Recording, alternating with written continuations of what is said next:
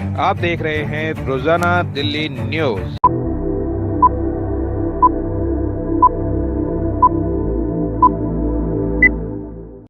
नई दिल्ली, मैं दीपक खुलवे, रोजाना दिल्ली न्यूज से।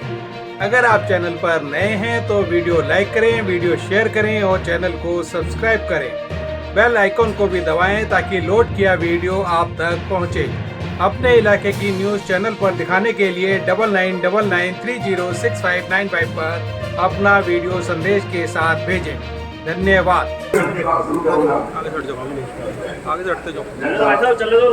भाई जयप्रकाश अग्रवाल जिंदाबाद, भाई जयप्रकाश अग्रवाल जिंदाबाद, भाई जयप्रकाश अग्रवाल जिंदाबाद, भाई जयप्रकाश अग्रवाल जिंदाबाद। जोर लगेगी। जेपी भाई जैसा हो, हमारा सांसद कैसा हो, जेपी भाई जैसा हो, भाई जयप्रकाश अग्रवाल जिंदाबाद जिंदाबाद, भाई जयप्रकाश अग्रवाल जिंदाबाद जिंदाबाद, हमारा सांसद कैसा हो, भाई जैसा हो। कांग्रेस पार्टी जिंदाबाद, कांग्रेस पार्टी जिंदाबाद। जिला कांग्रेस कमेटी के जनरल सेक्रेटरी ललित गर्ग जी हमारे मध्य उपस्थित है। भाई साथी बैठ गए। भारत माता की, भारत माता की, इंकलाब, इंकलाब। आप सभी साथियों को जो मंच के इस तरफ बैठे हैं उनको मेरा बहुत बहुत बहुत बहुत नमस्कार। मैंने विधानसभा के अंदर एक बात पूछा था अध्यक्ष जी से कि मुझे तकरीबन ये एक साल पहले की बात है कि 8-9 साल हो गए विधायक बने, तो 9.5 हो गए, लेकिन लोग मुझे अभी भी ये कहते हैं कि मैं शायद सबसे छोटा विधायक हूँ। मैंने कहा अध्यक्ष जी मैंने मुझे रख ली, पहले नहीं थी, मैं कुर्ते पजामे पहनने लगा, अब भी क्यों छोटा कहते हैं। आपने भी देखा कि पोता, भतीजा, बेटा और आप तो बहू भी। मुझे लगता है कि एक नेता को, जो मेरा पहला भाषण था और इसको मैं जयप्रकाश जी के साथ में जोड़ सकता हूँ, जो कि मुझसे लोगों ने पूछा आप सबसे पहले क्या काम करेंगे। मैंने कहा एक खौफ होता है विधायक का, लोगों के मन में विधायक जी आ गए, विधायक जी आ गए। मैं इस खौफ को खत्म करूंगा। और वो मुझे लगता है वो खौफ है, कोई मुझसे मिल लेता, कभी भी आ जाता है, कभी भी मुझसे बात कर लेता है, मेरे साथ खा लेता है, कि इतने साल की राजनीति के बाद भी उनसे मिलना, उनसे बात करना बहुत आसान है। आज इनकी टिकट हुई, इसलिए कांग्रेस की पूरी, मुझे लगता है लोकसभा के सबसे बड़े नाम, मैं जयंत साहब से शुरू करो तो पंजाब केसरी से, और उसके बाद में जगत सिंह जी, उसके बाद में परशुराम जी, उसके बाद में रमेश जी, जिन्होंने मुझे लगता है कि बहुत ज्यादा मेहनत आज इस मीटिंग को करने पे करी। जयप्रकाश जी बैठे, मंगतराम जी, हमारे बाबूजी, रागिनी जी जो मेरी पड़ोसी भी रह चुकी हैं, और हम दोनों अगर एक दूसरे से भाषण की प्रैक्टिस करते रहे तो उनको जरूरत पड़ेगी नहीं। वैसे शिवचरण जी के भाई, हमारे भाई साहब भी आए हुए हैं, अनिल बंधु जी, उन्होंने भी बहुत मेहनत करी इस मीटिंग के लिए, काफी बार बात हुई। रामलीला के प्रधान हमारे ललित जी वहां पर बैठे हुए हैं, अशोक मेरे भाई, और रवि जी जो मंच की तरफ बैठे हैं और जो नीचे भी बैठे हैं। मैंने कहा समय बहुत कम है क्योंकि बाबू जी को बोलना है। मैं आप लोगों से, रागिनी जी ने जो एक बात कही वो बड़ी इंपॉर्टेंट है। आप लोग देखो सारी बातें जानते हो क्योंकि आप लोग मोटे तौर पे सक्रिय कार्यकर्ता हो।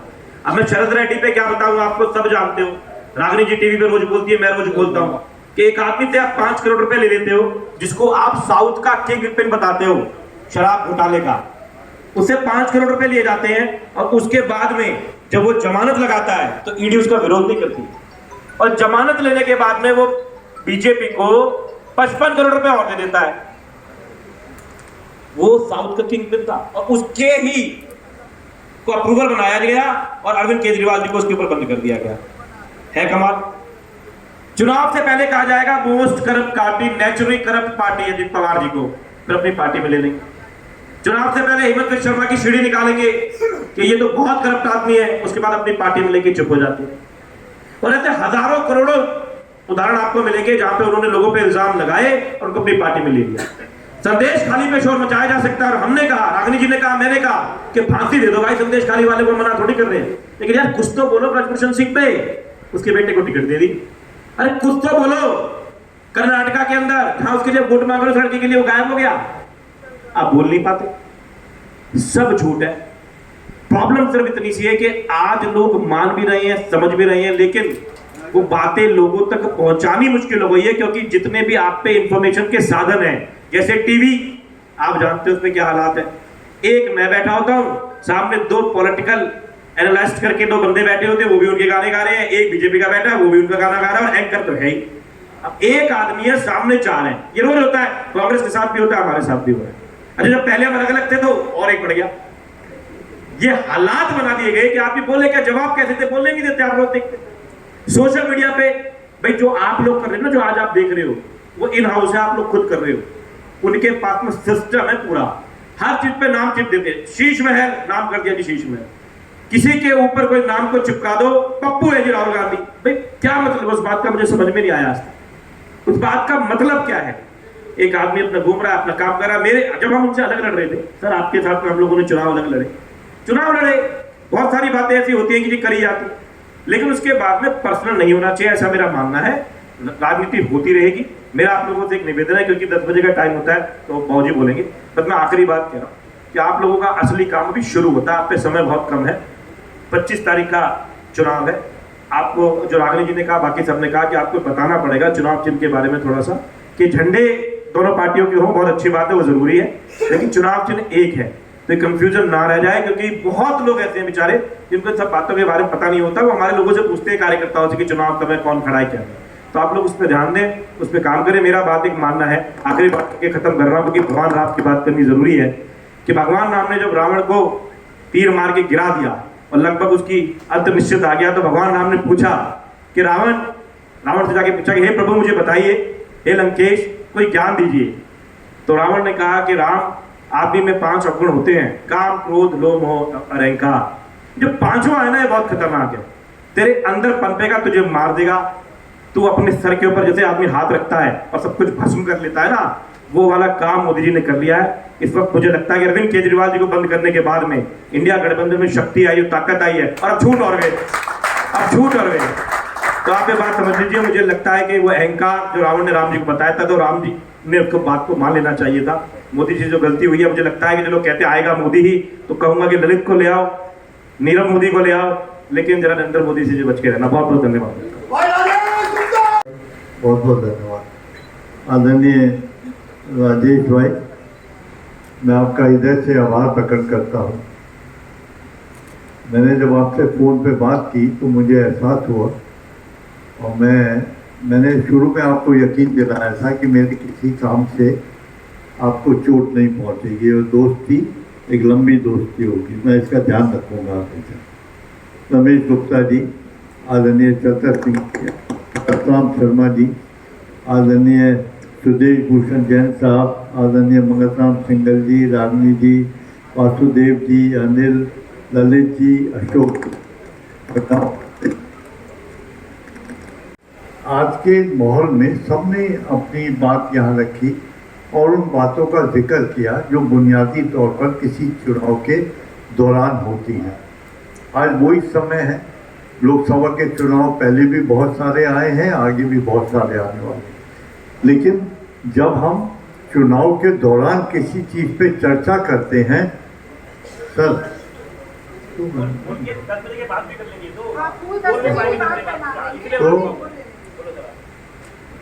जब हम चुनाव के दौरान हम उस बात पे चर्चा करते हैं, तो बुनियादी मुद्दा ये होता है कि जो मौजूदा सरकार है, क्या वो हमारी काम कर रही है?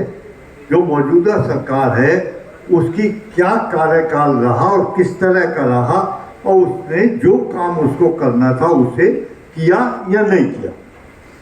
उस आकलन में आज के समय में आपको ये भी देखना होगा कि जो पिछली सरकारें थी उसके मुकाबले में इस सरकार ने क्या किया। हम जब लोकतंत्र पर आधारित सरकार बनाते हैं, 1951 में सबसे पहले चुनाव हुए, वो संविधान के मुताबिक चुनाव शुरू हुए वहाँ से लोकसभा के, तो सरकारें बनी और उसका मूल आधार लोगों की खिदमत करना था, लोगों के लिए कानून बनाना था। लेकिन जो मौजूदा सरकार इस समय है, आप बहुत ध्यान से देखें, मैं को इसलिए नहीं कह रहा कि हम उनके खिलाफ लड़ाई लड़ रहे हैं, अशोक, दो मिनट। सवाल यह है कि उन्होंने क्या किया 10 साल के अंदर। जिन मुद्दों को उनको उठाना चाहिए था उनको ना उठाकर उन्होंने वो मुद्दे उठाए जिससे ये लगता है कि डिक्टेटरशिप है, जिससे ये लगता है कि डिक्टेटरशिप है। और यहाँ तानाशाह की कोई गुंजाइश नहीं है, क्योंकि इतनी बुरी हालत है कि हमें बहुत सारे काम लोगों की हिमायत में करने थे जो 10 साल पीछे चले गए। क्या यहाँ पे डंडे का राज चलेगा? क्या यहाँ पे चुनी हुई सरकारों को तोड़ने का काम होगा? हमारा संघीय ढांचा है, फेडरल सिस्टम है, ऊपर संघीय ढांचे में वो बड़ी बुनियादी सरकार है, सेंट्रल गवर्नमेंट है और फिर स्टेट गवर्नमेंट है। पिछले सारे सालों में बराबर ऐसा रहा और कभी ऐसा नहीं हुआ कि एक ही पार्टी की सरकार सेंटर में भी हो और नीचे हर स्टेट में हो।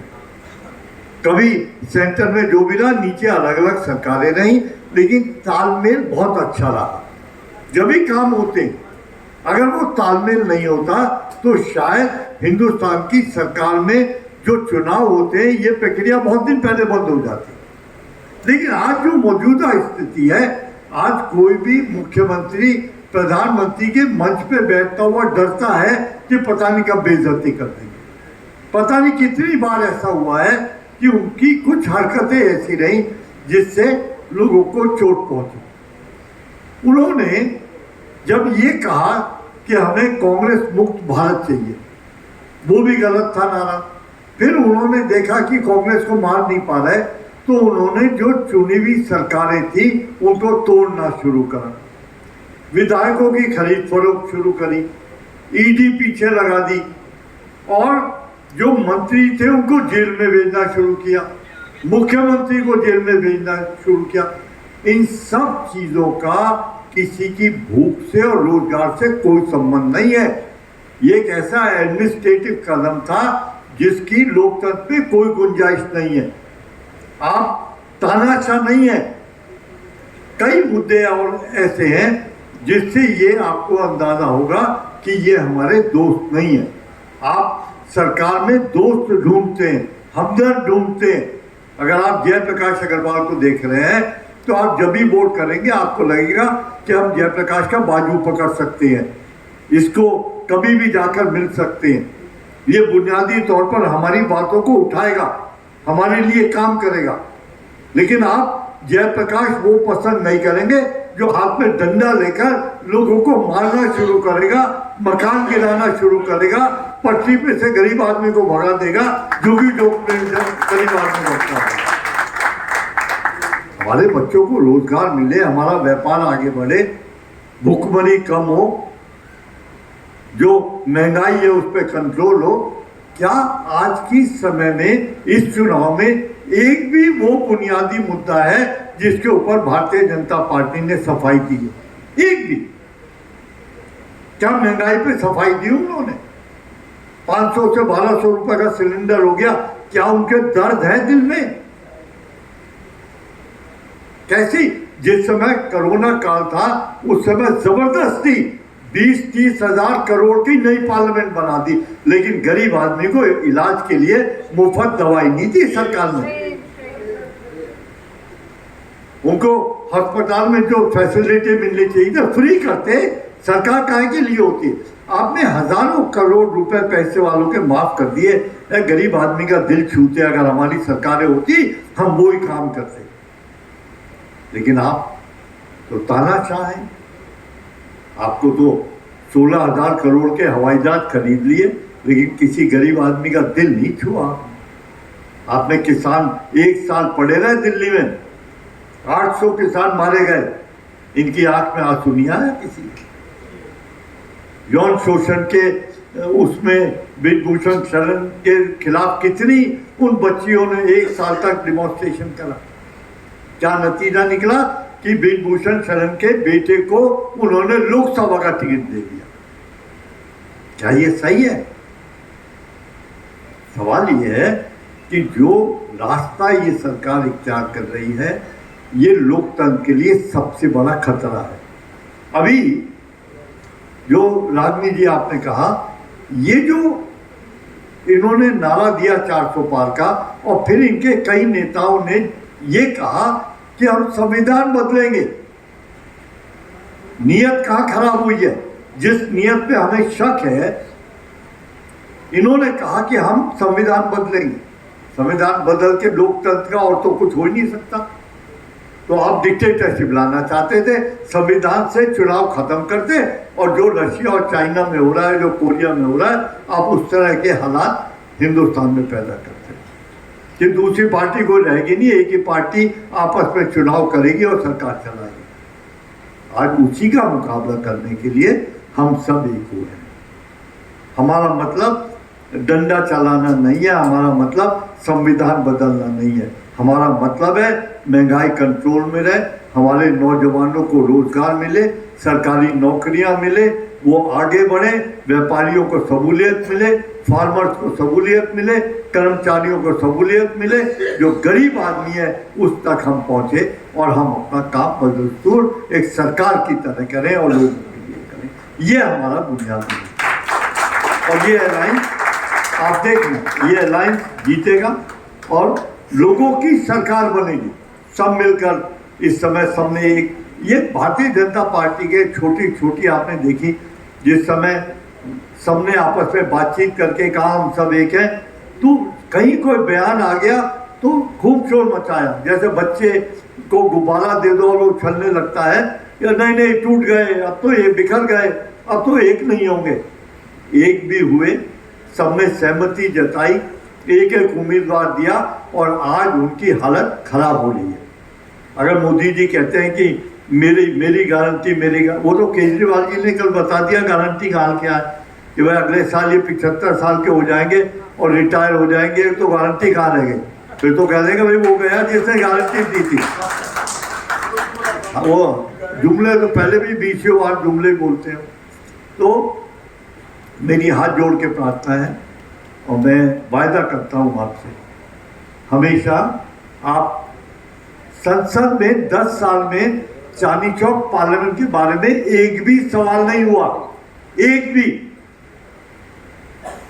7 सांसद थे, एक भी सवाल नहीं किया किसी ने। और कोई प्रोजेक्ट ऐसा नहीं है, कोई भी जिसको उन्होंने शुरू किया हो, आधा अधूरा हुआ हो या पूरा हो गया हो, एक भी नहीं है सर। जब मेरे को टिकट मिला मैंने मालूम करी है सारी चीजें। तो काहे के लिए गए थे आप? घूमे पहलवान की तरह बैठने गए थे, या कोई समस्या नहीं है चांदनी चौक के पार्लियामेंट में? सर मैं आपसे वायदा करता हूं, चांदनी चौक पार्लियामेंट की आवाज पार्लियामेंट में गूंजेगी। मैं जरूर उठाऊंगा मुद्दों को। और मैं शरीर से कमजोर हूँ, पतला दुबला बनिया हूँ, लेकिन आवाज मेरी मजबूत है। और मैंने पिछली अपने टेन्योर में जो रागनी जी ने बताया, मैंने 900 सवाल उठाए और मेरी बहुत झड़प होती थी, अपने मंत्रियों से झड़प होती थी। सिब्बल साहब से हुई, अपने कमलनाथ जी से हुई, होम मिनिस्टर से हुई, सीपी जोशी से हुई। मैंने कल बताया भाई हमारा काम नहीं करोगे, लोगों ने वोट दिया काहे के लिए दिया? चुप रहने के लिए दिया? हम उनकी आवाज उठाएंगे और जोर से उठाएंगे। और हमें किसी ने रोका भी नहीं पार्टी में, सबने कहा कि नहीं आप ठीक बोलते हो, आप बोलो। तो मैं आपसे वायदा करता हूँ आपके दुख सुख का हमेशा की तरह साथी रहूँगा, आपको खूब इज्जत मिलेगी। जब आपको जयप्रकाश की जरूरत होगी जयप्रकाश मिलेगा, और मैं एक भाई और साथी के रूप में आपके साथ रहूँगा। बहुत बहुत धन्यवाद, जय। और मैं रमेश जी बाहर खाने की बाहर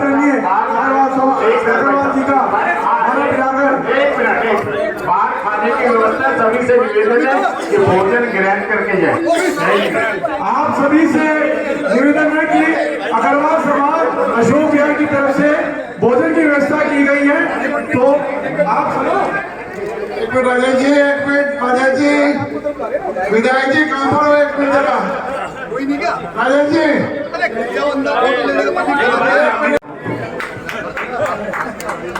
बहुत बहुत धन्यवाद आदरणीय श्री जयप्रकाश अग्रवाल जी का, जिन्होंने बहुत ही आपके सामने अपना अच्छा वाक्य रखा। और मैं एक बारी सभी से अनुरोध करूंगा कि जो भी रह गए हैं अग्रवाल समाज, अमित गुप्ता अध्यक्ष जो हैं वो भी स्वागत करेंगे। सामने आओ ना, सामने जयप्रकाश गोयल जी सुरेश गुप्ता जी, रमेश गुप्ता जी। आज हमारे बीच में जो कि हमारे वक्ता आए थे, श्री मंगल राम सिंह जी, डॉक्टर रामी नायक जी, चौधरी चरण सिंह जी, अशोक बसोया जी और चौधरी आदरणीय उप प्रधान जी रमेश गुप्ता जी और अनिल बंधु जी का और समस्त अग्रवाल समाज अशोक नगर के पदाधिकारियों का बहुत बहुत हार्दिक धन्यवाद और बहुत बहुत धन्यवाद और बहुत आप तन मन से बाबूजी के साथ लग जाइए और इतनी मेहनत करनी है कि हमें बाबूजी को जो है 4 तारीख को हमारा जुलूस जो है यहाँ पर अग्रवाल समाज अशोक नगर के अंदर हम लेके आएंगे और विजय लेकर और हमारे सांसद श्री जयप्रकाश